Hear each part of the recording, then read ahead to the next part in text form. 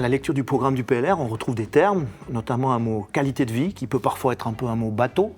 C'est quoi pour toi la qualité de vie ? Bon, amener du bien-être personnel, amener de la qualité de vie avec des emplois de qualité, hein, ce qui est primordial et ce qui est en train de se faire ici à Monté.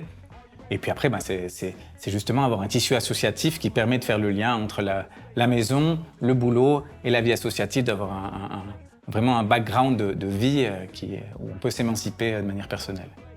Tu amèneras des nouveautés ? Je pense à un vrai programme de législature costaud. Et là, je pense vraiment qu'on a un gros travail à faire vis-à-vis de la population en termes de transparence. Ça, c'est une des premières choses que j'aimerais vraiment porter.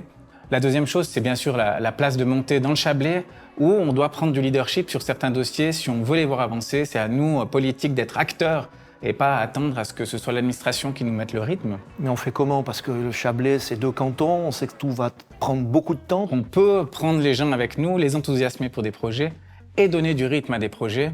Et là, je pense vraiment que sur pas mal de dossiers, il y a en tout cas une énergie à mettre pour faire avancer ces dossiers.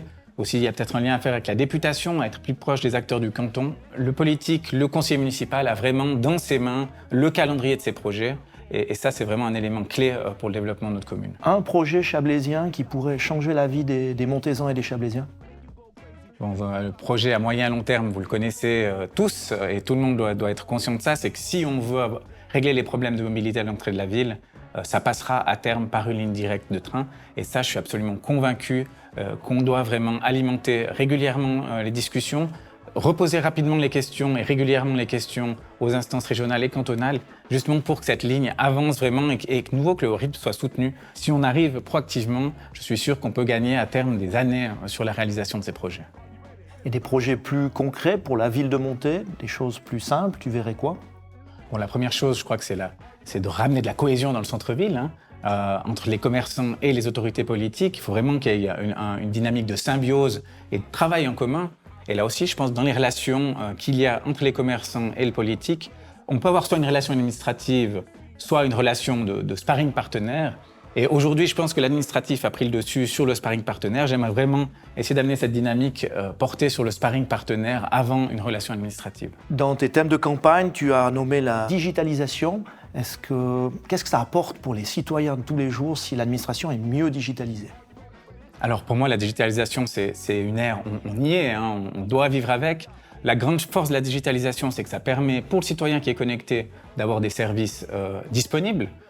Pour les citoyens qui ne sont pas connectés, ça permet justement de libérer des ressources dans les services pour avoir le temps d'être beaucoup plus proche des citoyens. Et finalement aussi pour le personnel, il faut bien se dire que la digitalisation, ça permet d'enlever ces tâches rébarbatives administratives qui sont tout le temps les mêmes pour pouvoir s'occuper plus du citoyen. Et là, je suis aussi convaincu qu'en termes de motivation, d'engouement et de dynamique dans le personnel, ça peut être une large plus-value de digitaliser l'administration. Je crois qu'on a fait le tour. Oui. Tu aurais envie de dire le mot de la fin ? Non, vivement le 13 octobre, j'espère que ça va aller. Il y a des très beaux candidats dans tous les partis et j'espère que les meilleurs soient élus pour le bien de notre communauté. Ok, on va boire l'apéro. Merci. Je te dis rien.